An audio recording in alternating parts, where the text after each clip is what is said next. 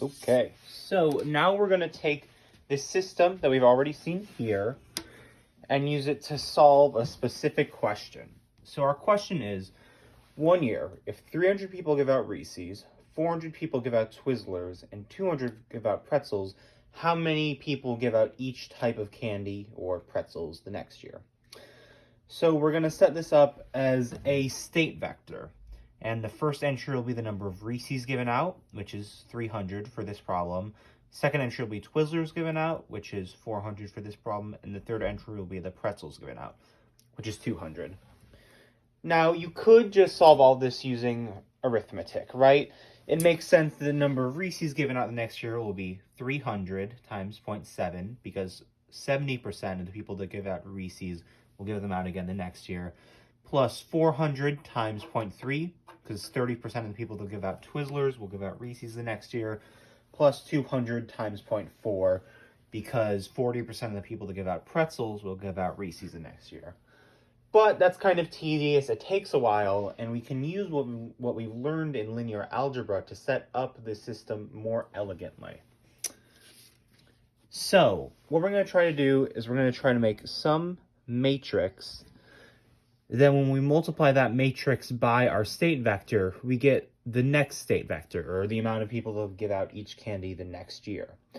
And so the way we'll do that is we'll set up our three columns here, Reese's, Twizzlers, pretzels, and then how many will give out Reese's the next year, how many will give out Twizzlers the next year, how many will give out pretzels the next year. So for Reese's, 0.7 here, because 70% of the people that give out Reese's will give them out again the next year. 0.25 in the second entry, because 25% of the people that give out Reese's one year will give out Twizzlers the next. 0.05 here, because 5% of the people that give out Reese's one year will give out pretzels the next. For Twizzlers, same setup. 0.3 here, because 30% of the people that give out Twizzlers one year will give out Reese's the next year.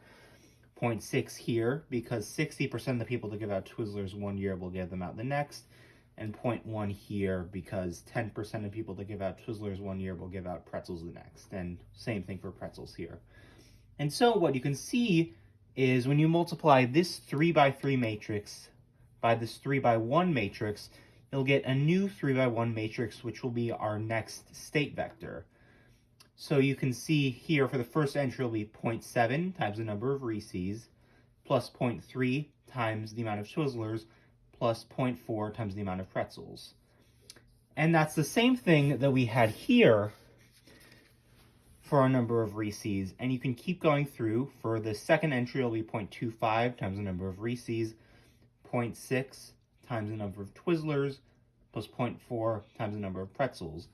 And so what this will do is this first entry will be our new state vector, the amount of Reese's we give out. The second entry will be the number of Twizzlers we give out, and the third entry will be the number of pretzels we give out. So if we actually do this system for this question, multiplying these two matrices, you'll get that 410 people give out Reese's, 395 give out Twizzlers, and 95 give out pretzels. And the nice thing about this is if this system stays constant, to model the next year, you just multiply this new state vector times this again.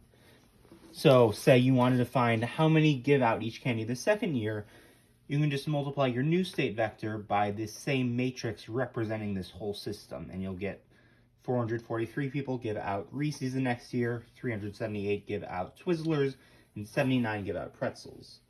So you can see how modeling a system with a matrix can make this very efficient and kind of easy to digest.